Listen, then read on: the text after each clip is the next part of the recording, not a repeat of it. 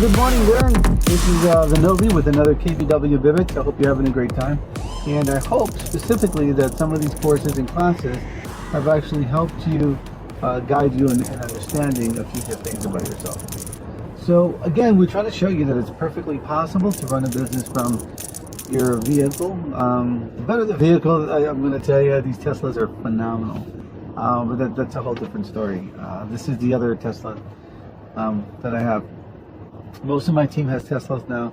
One thing, if you're going to get a Tesla, just side note, and they're not sponsoring anything here, it's a little bit different of a lifestyle, and it's a really expensive car, so make sure that you got your business up and running really well before you get involved, or you can get one of the 3 Series, but definitely the S Series is the way to go. But the thing about Tesla, it's a different lifestyle because you have to like charge and do this and do that, so it's not a hassle at all, especially if you stay around town, things of that nature. But if you don't, you're always going to move, then, I don't know, it saves a lot of money. I think in the first 3 months we put 13,000 miles, which is about roughly $2,000, $3,000 worth of gasoline that I would have to pay. And I think if I did my calculations correctly, with the kilowatt hour and stuff like that, it's roughly, I don't know, $300. So would you trade $300 for $2,000 to $3,000? $3,000? Would you? $300, pay this, or pay $3,000. Which brings me to my next problem with you guys. When you're working your business, you are so cheap.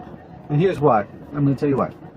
The psychology of owning your own business from home. This is like super important for you guys that are starting out because you tend to forget, right?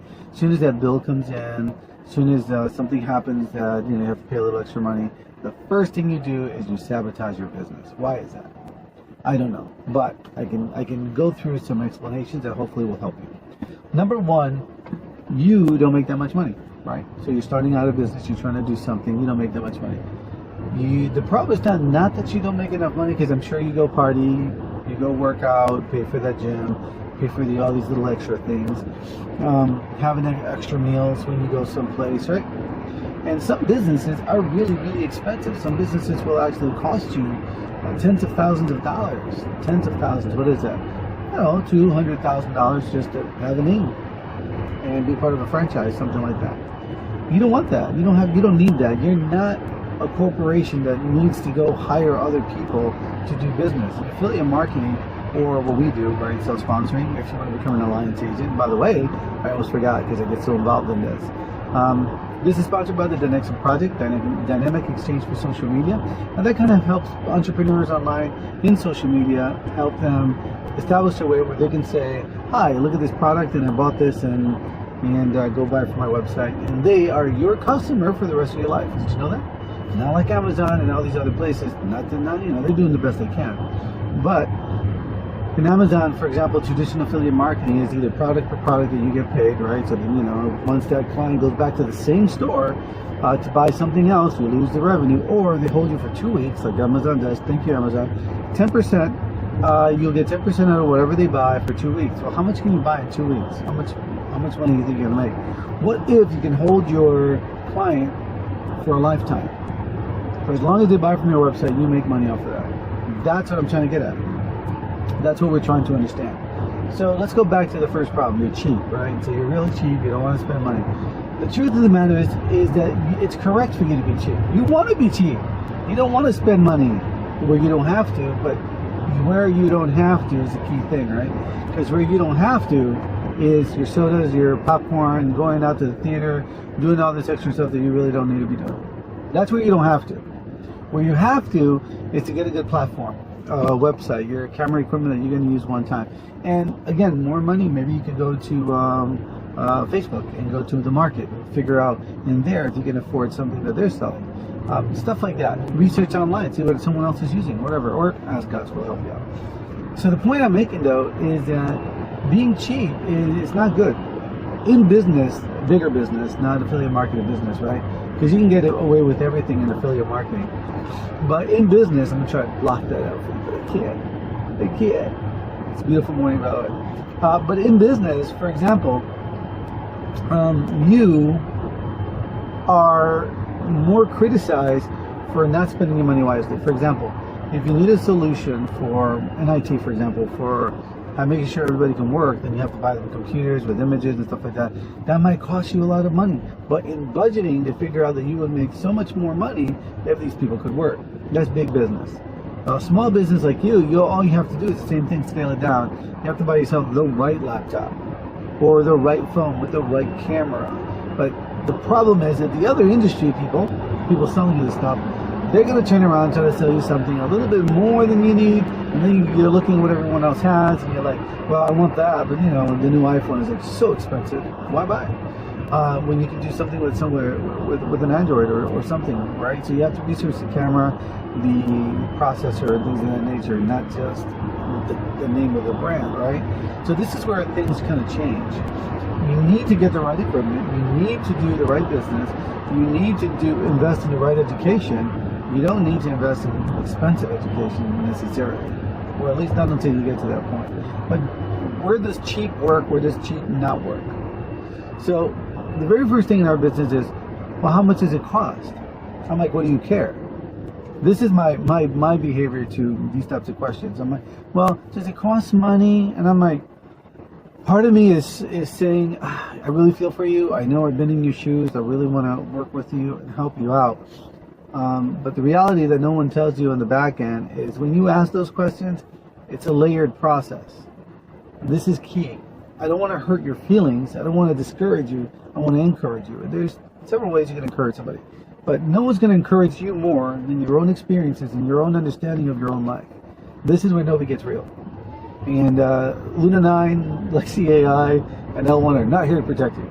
So the idea is, layer one is, does it cost money? And go, well, as a person trying to get you into the business, this is a tough question. Because the answer is always going to be yes. One way or another, it's going to cost you some money.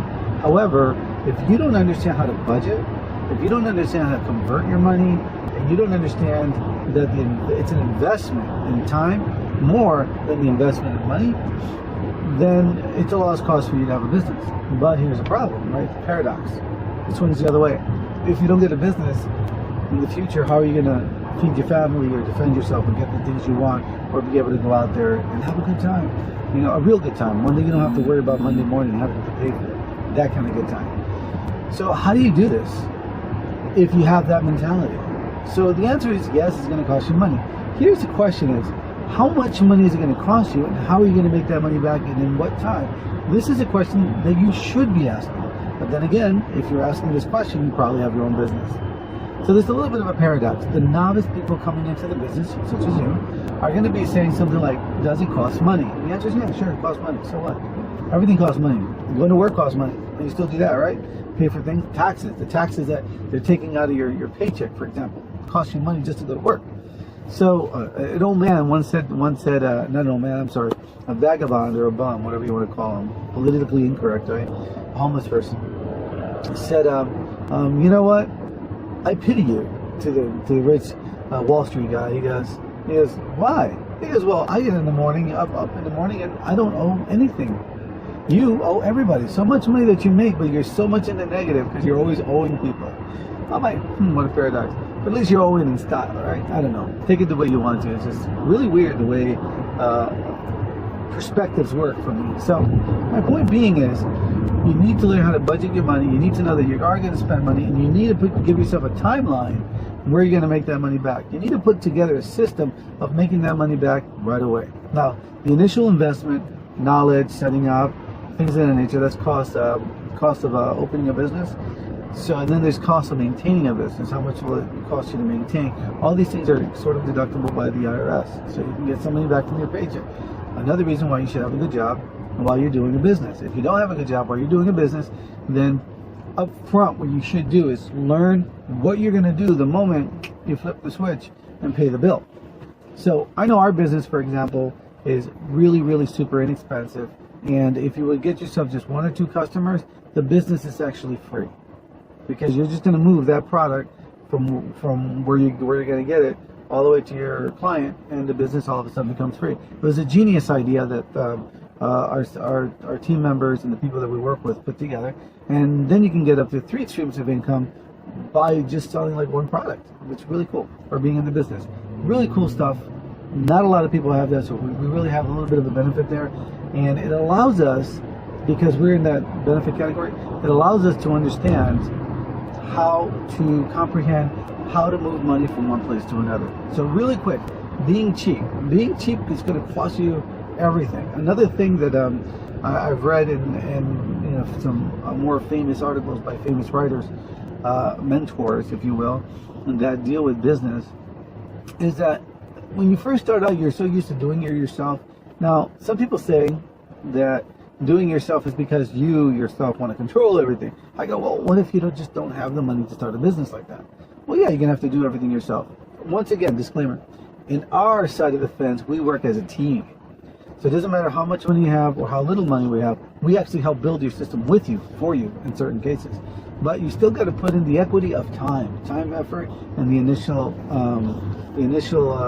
money that you're going to put into your investment of your own business. So time and equity. So what it really boils down to, what he says is, you try to work everything yourself, and so you are not leveraging your time whatsoever. So sooner or later, your business just collapses. Because why? Well, because you put in too much equity of time and not in the right way. So up front, the very first thing you want to do when you start a business is understand how much it's going to cost. Second, how are you going to move that product or that business cost? How are you going to get that money back? ROI, return on investment. So you want to know that. Then you want to know to build a system, a procedure, a process that you can follow very easily. And the company you're with needs to be able to show you that process. We already have a process, so it's easy for us to talk about, right? Which is sometimes hard to do because it depends on the enthusiasm, it depends on the classes you take, it depends on how well versed you are in business, and it also depends on your level of time engagement, and then your brain. How much time are you really putting in that you can't put in versus how much time you're not putting in because you're out partying, having a good time, right? Chasing guys or something, chasing girls or a dog, whatever, school. So the idea is join the business that best fits you and your needs, and you have to know these things really quickly because you cannot do it all. The moment you want to do it all is the moment you will grow, but then you'll cap off. And then that cap off doesn't allow you to grow more. Meanwhile, if that cap is say at 25% of what you need, then eventually you're going to fall apart, break apart, and you're not going to be able to do your business. So I suggest if you're really serious, I'll take care of you. So really serious about business, really serious about starting something, you should really meet with one of us, have a meet and greet. Is this a plug-in for me? Absolutely, because it's a plug-in for you. I really care about you guys out there. You need to look at the structure, the procedures, and when you listen to people, remember, everyone is slightly prejudiced. They can only talk about what they've learned and what they think they know. Remember that. Every single time you're talking to somebody, they don't know the future. They only know their experiences and what they think they know. And that's key because you might have a good idea.